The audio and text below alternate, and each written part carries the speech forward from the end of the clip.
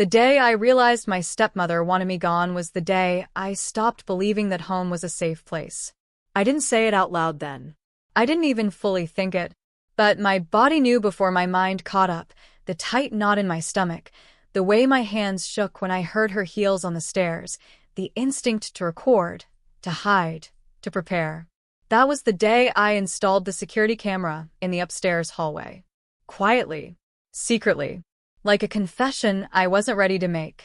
My name is Claire Morgan. I was 24, and I had moved back into my childhood house in Ridgewood, Massachusetts to save money for graduate school.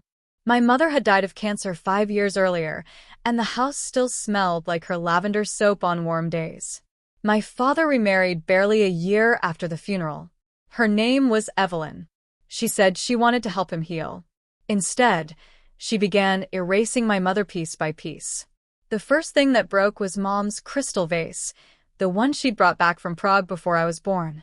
Evelyn called it an accident. She always did.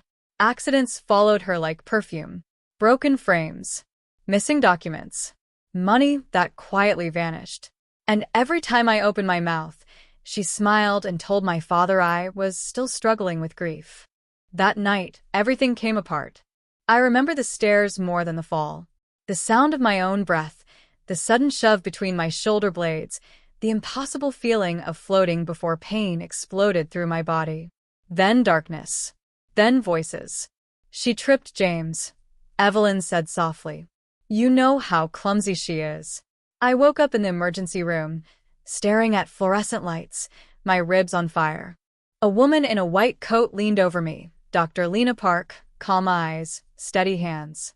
I could hear my father and Evelyn behind her, whispering urgently, like they were managing a crisis instead of standing over their injured daughter. She fell down the stairs, my father said. My wife saw the whole thing. I closed my eyes.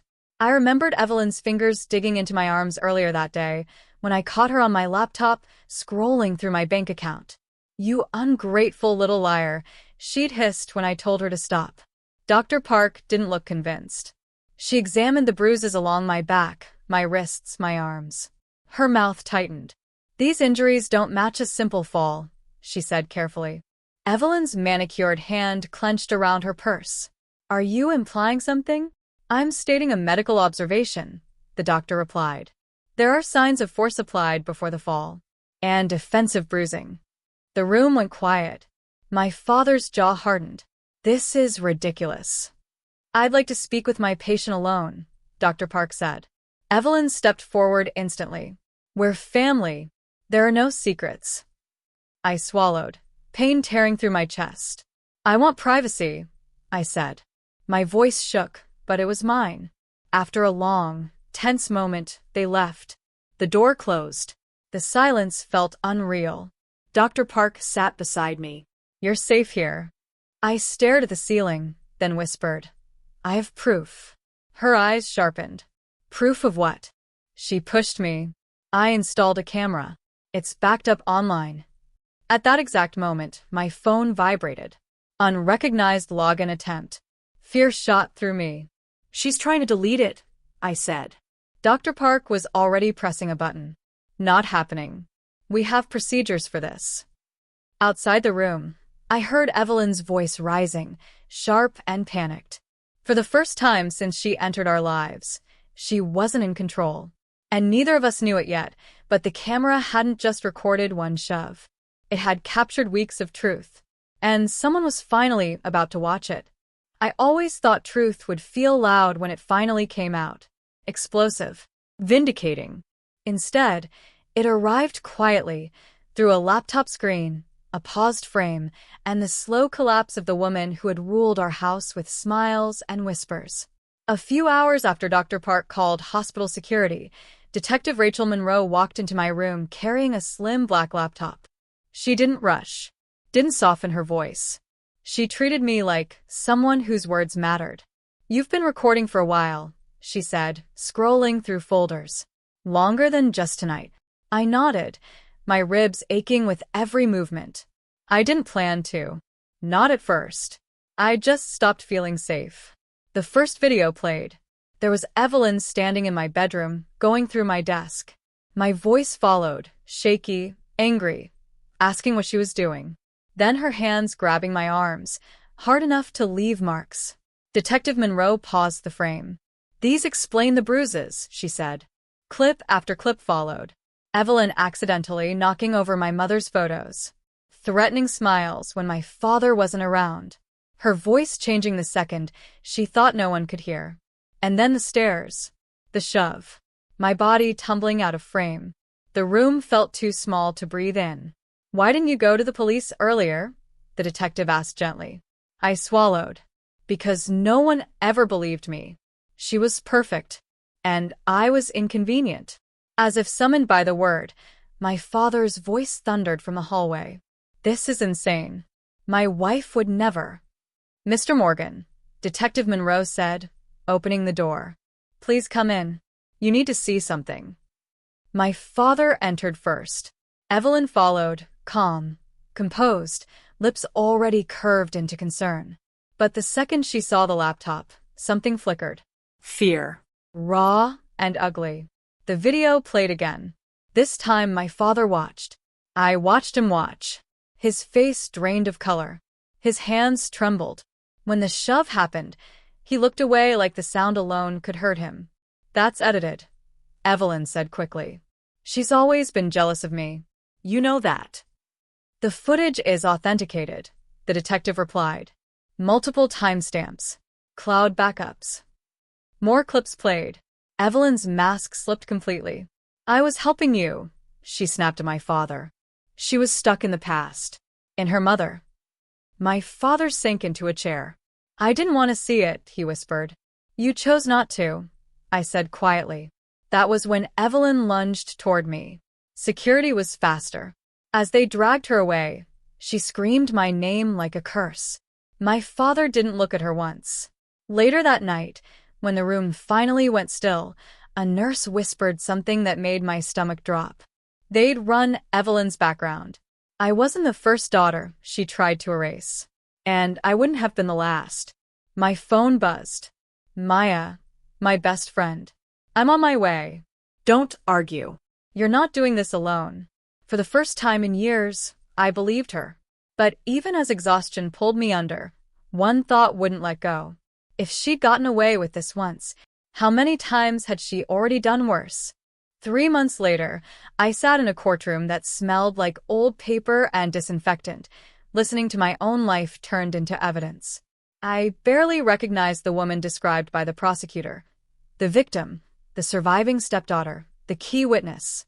She sounded braver than I felt. Stronger. More certain. I kept my hands folded tightly in my lap, so no one would see them shake. Maya sat beside me, her knee pressed against mine, solid and grounding. "Breathe," she whispered. "You're here. You did it." Across the room, Evelyn Morgan sat at the defense table in a dull gray uniform. No designer dress. No glossy hair. Just a woman with tired eyes and cracks she could no longer polish away. When she looked at me, there was no apology in her gaze, only calculation, like she was still searching for an angle. The prosecutor laid it all out. Not just my footage, but 3 other families. 3 other grieving homes. Widowers. Children. Missing money. Escalating accidents. A pattern. This was not a moment of rage, the prosecutor said. It was a strategy. I felt my father's presence behind me like a weight. He hadn't spoken much since the hospital. We were in therapy now, slow, painful sessions filled with long silences and fragile truths. Some days I hated him. Other days I missed the man he used to be. Before sentencing, the judge turned to Evelyn. "Do you have anything to say?" She stood slowly. For a heartbeat, I almost saw the old version of her. The charming smile, the gentle tone. "I only wanted to help these families move on," she said. They were trapped in grief. My father let out a broken sound. The judge's voice was sharp. "Your actions show no remorse." Evelyn's face twisted. "They were weak," she snapped, clinging to the dead. 20 years. No parole for 15. When the gavel fell, something inside me finally loosened. Not joy. Not relief. Just space. Outside the courthouse, The air felt different. Lighter. My father approached me slowly. "I put the house on the market," he said. "It's time." I nodded. "Yeah, it is." That night, as Maya and I packed boxes from my childhood room, I found an old photo of my mother in her office, confident, determined, alive. "I think I know what I want to do," I said softly. She smiled. "I already know." I was going to help others gather proof, tell their stories, make sure no one ever told them it was just an accident again. But even as I closed that chapter, one question lingered in the quiet. Was justice the end of the story? Or just the beginning of who I was becoming? Healing didn't arrive all at once. It came in small, uneven moments. The first night I slept without waking in panic. The first time I climbed a staircase without my heart racing. The first morning I looked in the mirror and didn't see a frightened girl trying to disappear. The house sold quickly. On my last day there, I walked through each room slowly. The walls were bare now, the echoes softer. I stopped in the hallway where the camera had once been hidden, my silent witness. It was gone, sealed in an evidence box somewhere, its job finished. But the truth it captured still lived in me. Graduate school started in the fall. With the restitution funds and my father's help, I moved into a small apartment near campus. Nothing fancy, creaky floors, uneven shelves, but it was mine. For the first time, every space I occupied felt earned. I also started working part-time at a domestic violence advocacy center. On my first day, a woman sat across from me, twisting her hands the same way I used to. "No one believes me," she whispered. "I do," I said, without hesitation. I taught them how to document safely, how to trust their instincts, how patterns matter more than excuses. Sometimes I shared pieces of my story. Sometimes I just listened. Both felt like justice in different forms. My relationship with my father remained fragile but honest. Therapy helped. Accountability helped more. Some wounds don't disappear. They scar, and you learn how to live around them. One evening, while unpacking the last box, I found my mother's old notebook. Inside, in her handwriting, was a sentence I'd forgotten. "Truth needs witnesses."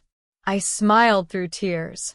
Evelyn had tried to erase my mother's memory, to silence me, to make me doubt my own reality. Instead, she pushed me toward my purpose. The camera didn't save me. I saved myself by choosing to turn the light on. And now, every time another woman sits across from me and says, "I think something is wrong," I know exactly what to tell her. You're not imagining it, and you don't have to face it alone.